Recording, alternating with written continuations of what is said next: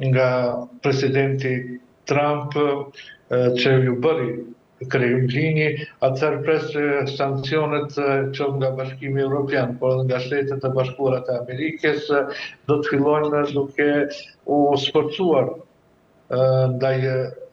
Kremlinit zyrtar. Megjithatë, Rusia ka filluar që përgjigjet ndaj këtyre sankcioneve edhe me provokime të ndryshme, duke shkelur edhe zonat e tjera të shteteve anëtare të NATO-s, dhe me këtë ka qëllimin që të testojnë një farë lloj uniteti brenda vetë NATO-s dhe brenda vetë perëndimit. Kështu që në ditët e ardhshme perëndimi, kur flas për perëndimin, flas për Bashkimin Evropian dhe Shtetet e Bashkuara të Amerikës, presë të sforcojnë sankcionet ndaj Rusisë, dhe kjo do të ishte një lajm i mirë edhe për vetë Zelenskin, pasi që do të mund t'i krijonte një mbështetje qoftë në terren, në betejë me ushtrinë ruse, por edhe një moral të ngritur tek populli ukrainas. E qartë, zoti Aziri, të mos harrojmë këtu se kemi pasur një paketë për 18 të sanksioneve nga ana e Bashkimit Evropian kundër Rusisë. Mendoni se një paketë 19 do të kishte vërtet ndikim real? Besoj që edhe paketa e 18, edhe ajo e 19 ka ndikime të tyre reale, po mos të ishin disa shtete brenda Bashkimit Evropian që po vazhdojnë tregtinë me Rusinë, sidomos në drejtim të blerjes së gazit. Ne kemi edhe paralajmërimin e presidentit kryeministit hungares, zotit Orban, se ai do të vazhdojë për blerjen e gazit rus. Pastaj kemi po ashtu deklaratat e presidentit slovak Fico se Slovakia nuk do të ndalojë tregtin, sidomos blerjen e gazit nga Rusia, dhe këto janë të çara që shkaktojnë mjaft probleme, pasi që Rusia mund të përdor këto dy shtete për të bërë shitjen e gazit të saj edhe për shtetet e tjera në paketimin qoftë për Hungarinë apo qoftë për Slovakinë. Pra janë këto çarat që janë duke damtu Bashkimin Evropian sa i përket instrumentit të saj të sankcioneve ndaj Rusisë, dhe një farë forme po e trimrojnë edhe vetë Moskën zyrtare që të vazhdojë luftën në Ukrainë, por edhe të vazhdojë politikën provokuese dhe agresive edhe ndaj Bashkimit Evropian.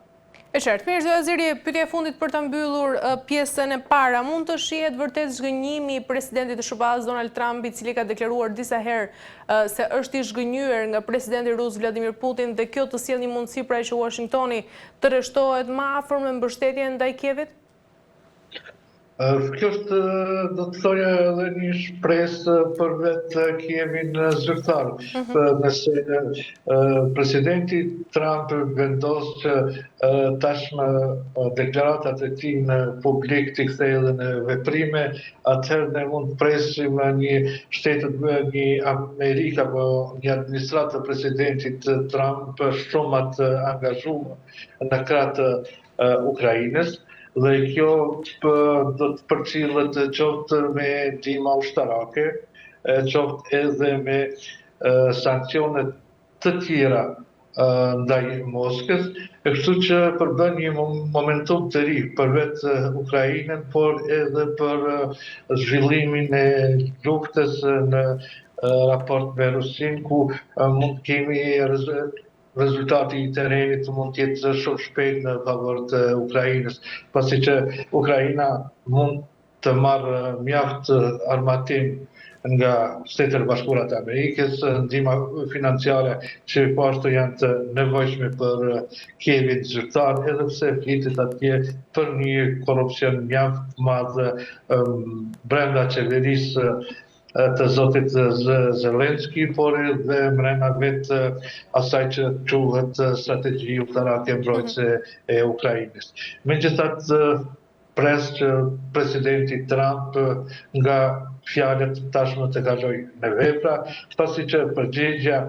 e Moskës ndaj ofertës së tij për sjell paqe në Ukrainë tashmë është negative. E qartë. Mirë, zoti Azeri, për të kaluar te Kosova, sa i përket vendimit të SHBA-s pra për ndërprerjen e dialogut strategjik pra SHBA-Kosovë, si e keni parë këtë pesullim dhe cilat do të jenë ndërkaq edhe pasojat që do të sjellë dhe nga ana tjetër, si e keni parë deklaratën e kryeministrit të Kosovës Albin Kurti sa i përket këtij vendimi? Vendimi i Shtetit Bashkuar të Amerikës për ta pesulluar dialogun strategjik me Kosovën vjen në një situatë jo fort lehtë për Kosovën, duke pas parasysh edhe krizën politike dhe institucionale që tashmë po vazhdon që nga përfundimi i zgjedhjeve parlamentare të nënshkurtit. Është një negoditje e rëndë për vetë Kosovën, për vetë qeverinë e Kosovës dhe për vetë procesin e do të thoja të vazhdimit të njohjes të Kosovës dhe forcimit të subjektivitetit të saj ndërkombëtar. Kjo ndërprerje e këtij dialogu në kupton se Shtetet e Bashkuara të Amerikës nuk do ta ndihmojnë Kosovën në sigurimin e njohjeve të reja, në antarësime në organizata ndërkombëtare, po ashtu kjo ndërprerje përfshin edhe ndaleset e fondeve, qofshin ato fonde për të avancuar forcën e sigurisë të Kosovës, që ofshin ato fonde për të avancuar segmentin apo sferën e arsimit dhe zhvillimin ekonomik. Pra është një dëm që bëhet në shumë sfera, në shumë anë. Dhe përgjegjja e kryeministrit në detyrë ndaj këtij hapit të ndërmarrë nga Shtetet e Bashkuara të Amerikës është një e papranueshme, pasi që sillet si dikush mos përfillës ndaj një procesi të ndërprerë që ka karakterizuar raportet Kosovë-Shtetet e Bashkuara të Amerikës, dhe kjo do t'i ketë, si thash më parë, pasojat e veta edhe ekonomike, edhe politike, edhe të diplomacisë, por edhe në rrafshin e sigurisë. Zoti Azeri, a shihet si një mesazh kritik ndaj kryeministrit aktual pra të Kosovës Albin Kurti, ku ambasada amerikane deklaron se ne kërkojmë një partner i cili pra shmang veprime destabilizuese? Gjatë gjithë qeverisjes së tij, zoti Kurti është karakterizuar me një kokëpërtësi të tij dhe një mosgatishmëri të tij për të koordinuar e bashkëpunuar me Shtetet e Bashkuara të Amerikës, si aleatin tonë kryesor strategjik që kemi. Dhe veprimet e tij kundër këshillave të administratës amerikane, kundër sugjerimeve të tyre kanë qenë gjatë gjithë mandatit të tij qeverisës, që po i bën tani 5 vjet. Dhe tani është sikur është mbushur kjo kupa. Dhe ky reagim i Shteteve të Bashkuara të Amerikës nuk ka ardhur aty për aty. Mirë po, është mbushur kupa gjatë gjithë qeverisës së zotit Kurti, me përforcinë e tij, me mospranimin e tij për të dakorduar dhe bashkëpunuar me Shtetet e Bashkuara të Amerikës, sidomos me veprimet të ndërmarra në veriun e vendit. Kjo ka bërë që Shtetet e Bashkuara të Amerikës më në fund edhe t'ia tregojnë zotit Kurti terën, duke treguar se atyre tashmë ju duhet një partner tjetër. Ju duhet një partner tjetër, për të vazhduar bashkëpunimin me Kosovën. Ata zakonisht deklarojnë se nuk Shtetet e Bashkuara të Amerikës do të vazhdojnë të mbështesin popullin e Kosovës, por jo edhe qeverinë aktuale. Edhe një grisela që besoj do duhet të ishte interesante edhe për shikuesit e televizionit, kur flasim për raportet e Albin Kurtit me Shtetet e Bashkuara të Amerikës, zoti Kurti ideologjikisht është një majtist ekstrem që është kundër kapitalizmit. Dhe të jesh kundër kapitalizmit, kjo të nënkupton se s'mund të jesh edhe pro-amerikan. Dhe fryma anti-amerikane që sot ne hasim Kosovë, them kur ka dalur komunikata nga ambasada e Shtetit Bashkuara të Amerikës, ne kemi pasur në rrjetet sociale sulmet pa para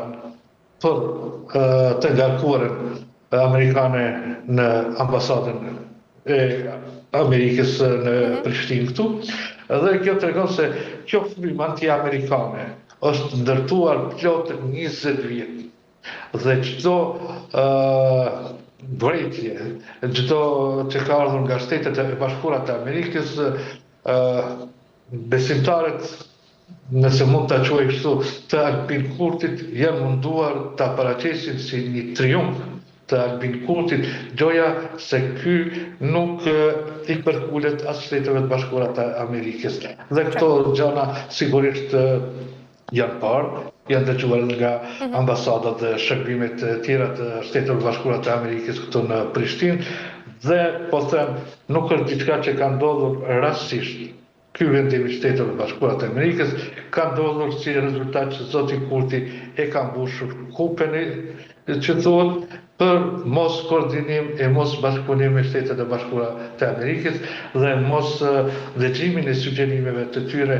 sidomos që kanë pasur të bëjnë me disa veprime në veri të Kosovës. E qartë, mirë. Zoti Aziri, kemi arritur në fund, ju falenderoj shumë për gjitha informacionet. Faleminderit juve. Faleminderit shumë kënaqësi. Mirë, të nderuar teleshikues, kemi arritur në fund të këtij emisioni, bashkë do të shihemi sërish nesër, deri atëherë mirupafshim.